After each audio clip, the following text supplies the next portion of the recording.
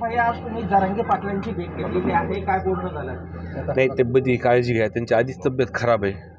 मागच्या बरेच आंदोलनांना आम्ही सोबत होतो. व्यासपीठावर सुद्धा त्यांना चालताना, उठताना, बसताना त्यांचे हातपाय थरथर करत होते. म्हणून त्यांनी काळजी घेतली पाहिजे हेच सांगितलं.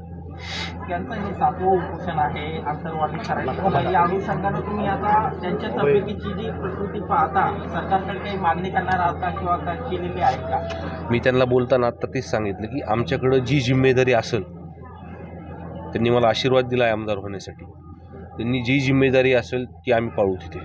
मग ती सरकारला बोलायची असेल किंवा अधिवेशनामध्ये बोलायची असेल, त्यांची जी भाग आमच्याकडं देईल तो आम्ही जिम्मेदारीने पार पाडू.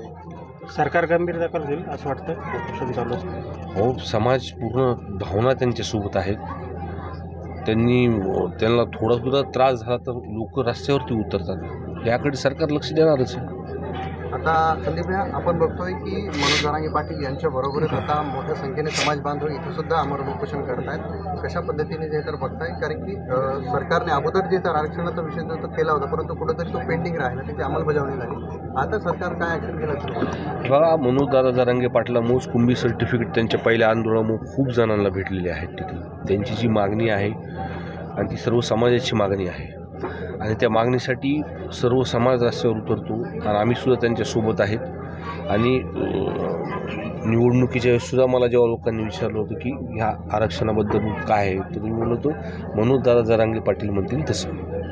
दादा, संतोष देशमुख हत्या प्रकरणात अनेक व्हिडिओ समोर येत आहेत, अनेक ट्विस्ट आता समोर येत आहेत. नेमकी काय बीडमध्ये हा प्रकार सुरू आहे? नाही, ह्याला पहिल्यांदा ह्या विषयावरती मीच बोललो होतो. पहिल्या सभागृहामध्ये सुद्धा हा विषय मी मांडला होता आणि बोलल्यानंतर हे सांगितलं होतं की ते CDR जर तपासले तर सर्व गोष्टी तुमच्या समोर येतील. आम्हाला कोणी म्हणलं राजकारण करतं, ह्याच्यामध्ये राजकारण कोणत्याही पद्धतीने नव्हतं. जी वस्तुस्थिती आम्ही सांगितली होती तीच वस्तुस्थिती आपल्यासमोर येते. मग ते CCTV फुटेज भेटतात, हे कुठं ना कुठं त्यांचं सोशल मीडियावरती फिरतं, हे म्हणजे समोर लोकांची जी वस्तुस्थिती ती समोर येते. बिहार होते का?